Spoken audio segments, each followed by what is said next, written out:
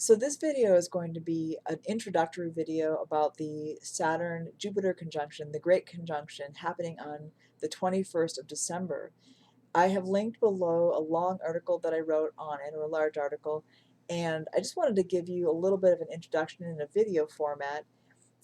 There's been a long history that's really been kind of lost, but it's beginning to be rediscovered now about Jupiter-Saturn conjunctions indicating cosmological change.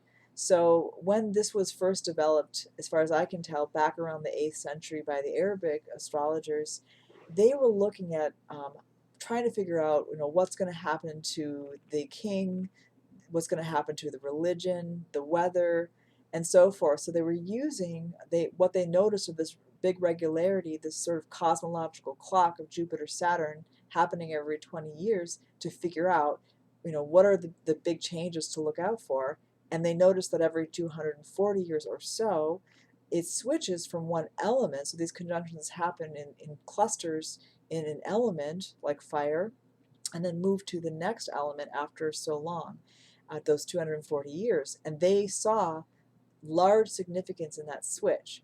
And that's what we're really looking at happening on December 21st, 2020, because for about 240 years, the Jupiter-Saturn conjunctions have been taking place in the earth element, and now we're switching into air.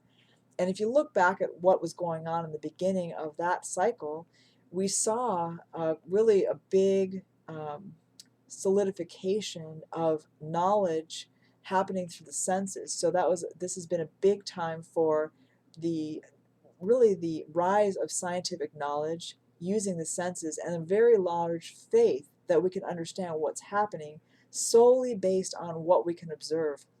And even in the 20th century, there was even a program of people called the logical positivists who had a great faith, and they tried to systematize how science could really become 100% certain based on what we can observe only in data. It's turned out that doesn't work. It turns out that there's a little bit more to what's happening, and that little bit more is the observer themselves. So what we're seeing with the beginning of the air trigon or air element taking over for the next 240 years is we're basically having to face the fact that the observer and how the observer thinks and theorizes itself will have some outcome, some impact on what we can know. And so we are seeing right now, on social media and in the news, how unless we really take control of the mind, there's going to be huge divisions happening, because it's very easy to basically think a certain way and then go off a cliff with conspiracy theories and beliefs that already basically reinforce what we already believe.